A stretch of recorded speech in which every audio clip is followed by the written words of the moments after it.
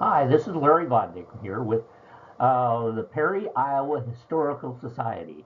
We did a program yesterday at Forest Park on the history of the washing machine in Perry, Iowa.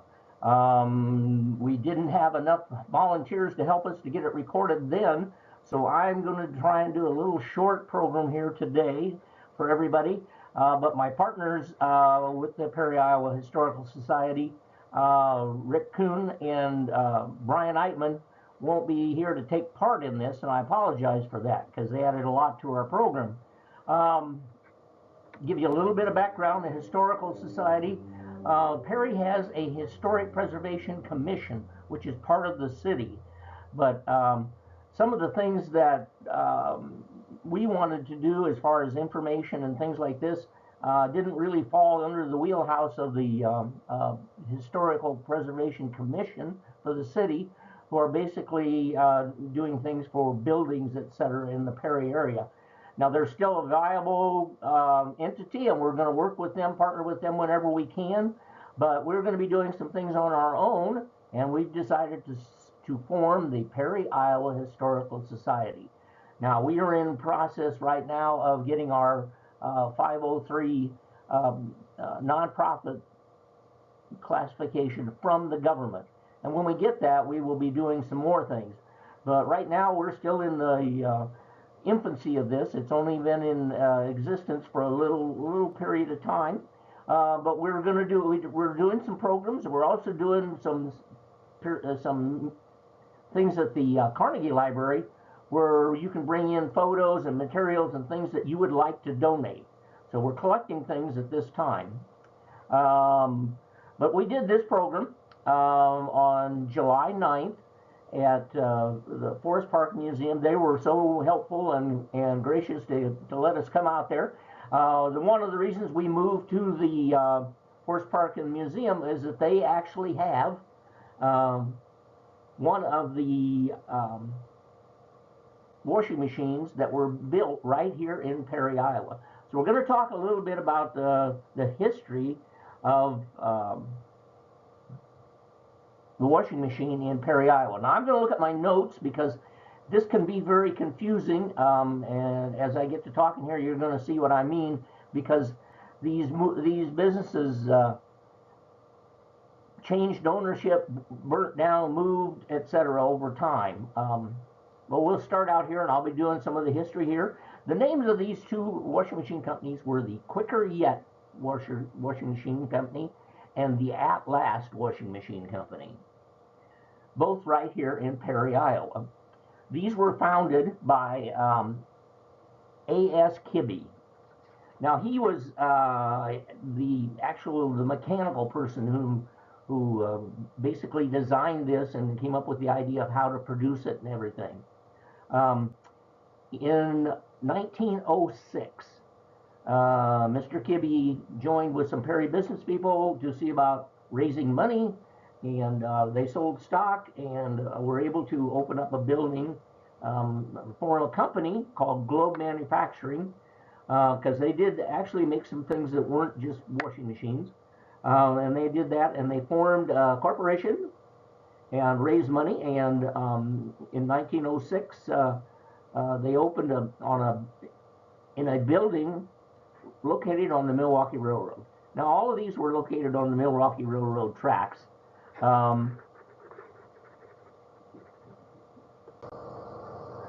This is a picture of the At Last, but this is not the building I'm talking about.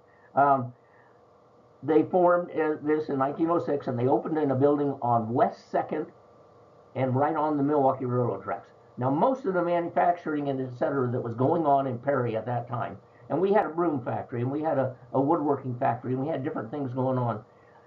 These were almost all located right along the Milwaukee Railroad because that gave them access to materials coming in and shipping their product out.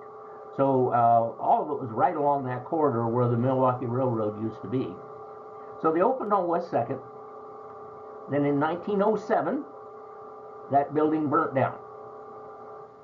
So they started work and they constructed a new building again on the railroad, but this one was located on 4th Street. Um, so on 4th and Railroad, kind of on Rawson right there, they opened a new building. They had some controversy with the stock and everything in the company. And in 1909, um, being unhappy with what was happening, Mr. Kibbe, the person who had founded the company, he resigned from Globe Manufacturing. But he went ahead and rented 2 floors of the Shotwell building, which was built on the site of the happened to be built on the site of the first Globe Manufacturing on West 2nd. So as time went on, this was the At Last washing machine factory. As time went on, he went ahead and formed the At Last washing machine company, and in 1912 that opened on First Avenue. Here's a picture again. This is the At Last washing machine factory, and this was located on First Street, right along by Rawson there, along the railroad tracks again. And this was sold eventually and became the Perry Foundry. In 1916, Globe Manufacturing was destroyed by a fire again, and a new 3-story building was built that was later sold to the Des Moines Valley Produce Company and was again destroyed by fire in 1930. As you can see, where this gets very confusing in building and moving and fires, etc. In 1919, the At Last washing machine company was sold and reopened as the Perry Foundry. Now, a foundry, there was actually a part of the At Last washing machine company that was a foundry prior to the Perry Foundry, and they were building some of their own castings and everything right here in Perry. We'll just move along here through some of my photos now that I've gotten you totally confused on where this is and what happened. This is a group of people at the At Last washing machine washer company, and all of these have names and everything. I'm not going to read through them because they're from 1906, because you probably don't know any of these people anyway. This is a washing machine doctor.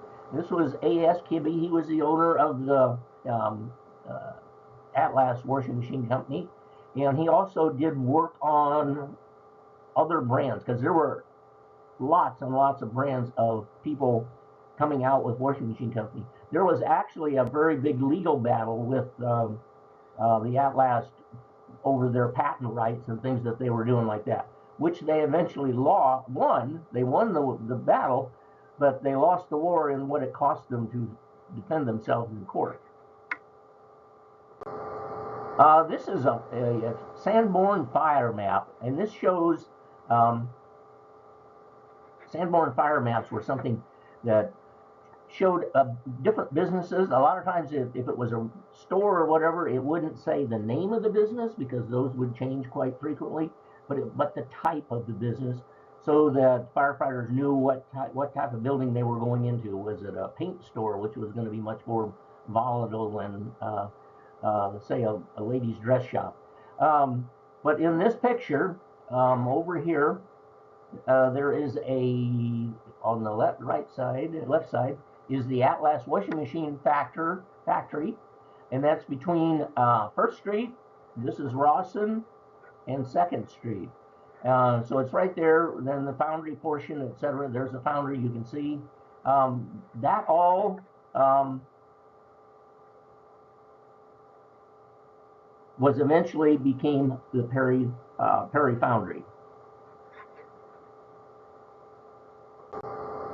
This is an ad for the At Last washing machine company. Just a nice side note on that was, as you can see, there's pictures here of some small children underneath these washing machines, and this is one of the things that they advertised that these washing machines were so safe that a child could play around them. Before, they had open belts and chains and pulleys and everything running underneath there, and it was kind of a hazard, and they had enclosed all of these things and made it much safer. And actually, the children that are shown in there are actually members of the Kibbe family. At the top, you can see the Kibbe brothers.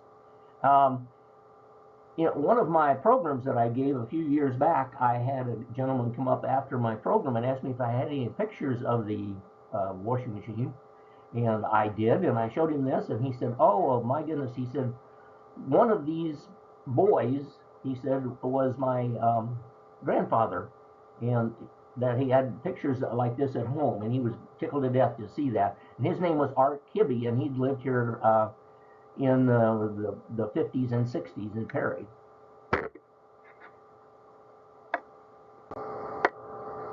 This is Globe Manufacturer, home of the Quicker Yet. Now, this was the very first factory. I guess I've got these slides backwards. I apologize. But this was the Quicker Yet manufacturer. And as again, you can see it's right along the railroad tracks.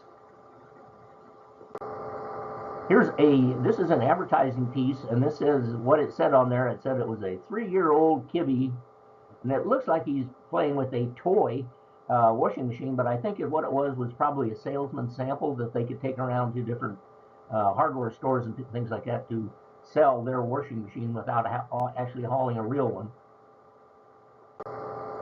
This is an actual photo of a Quicker Yet washing machine manufactured in Perry, Iowa, that today is owned by Brian Eitman. And if you had come to our program yesterday, Brian brought this in, and we got to actually see what one of these washing machines looked like. And as you can see, at this period in time, they're still being made out of wood. There's another picture. This is a manual for the Quicker Yet, maybe just a little bit of dying. These evolved over time, got maybe a little safer, a little sturdier, and etc. This is a picture taken inside of Forest Park Museum. And as you can see there, this is another Quicker Yet washing machine manufactured right here in Perry. But also, as I said, Globe Manufacturing, who manufactured that, also manufactured other items.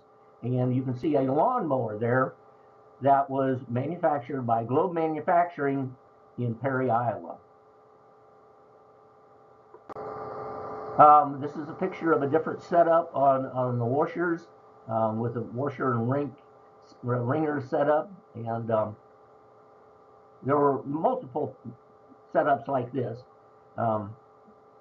You could hook up. This one was set up. It says it's equipped with 8-inch pulley for gasoline engine or line shaft drive, because a lot of times when these were first started, people didn't actually have electricity at their home.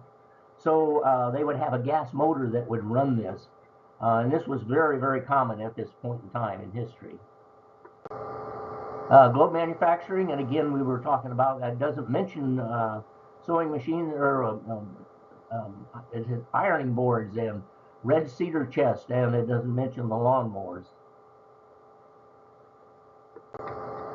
This again is another Sanborn map. This shows, this is 4th Street on the right side, then Rawson going right down along there, right alongside. Then just the lines that you see is the Milwaukee Railroad. So we have on the left side, we have the Osmondson Spade Manufacturing, and then the Globe Manufacturing Company on 4th Street. This is a picture of the Globe Manufacturing and part of their workforce. Because as it said, they manufactured other things besides the Quicker Yet washing machine.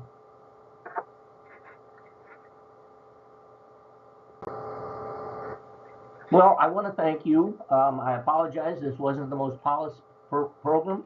Plus, I did it by myself without the help of my cohorts here, Brian Eitman and Rick Kuhn. But we'll look forward to going to be doing some more programs. The Perry, Iowa Historical Society is just getting started. We're in our infancy. We're going to be doing some more programs. If there's something that of our history that you would like us to research and do a program on, reach out to us. We'd be more than happy to do that. We also are doing some collection um, meetings down at the Carnegie Library downtown. We do these normally either on a Friday or on a Saturday or a Sunday. So Saturday or Sunday, every other month or so, we'll be doing a collection thing. And what we do is we bring our scanners in. If you have pictures, documents, etc., that you would like to share with us, you can bring them in. We will scan them right there and give them back to you so that you can keep them if they're important to you and your family. Now, if you have pictures, etc., that you would like to donate, we are accepting anything at all about Perry's history at this point. I don't know if you've known, if you realize, but we have collected a few things. The old Bruce's sign off of the Stoner's Meat Market, because Bruce owned it before Stoner's did.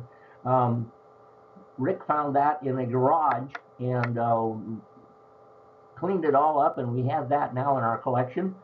We also took the signs off of the Lazy Goose where it is today, which used to be the Perry Cafe or Pegasus. We took the sign off of that building, and right next door, the people that own the building there were gracious enough to donate the Oddfellows sign off of their building. So we now have those in our collection as well. So we're collecting things. We're looking for more pictures and memorabilia, etc. Again, if you want to keep it, we'll scan it, give it back to you. If you'd like to donate, we will be doing that, and just watch for one of our collection days coming up soon at the Carnegie Library. Thank you again. This is Larry Vodnick for the Perry, Iowa Historical Society.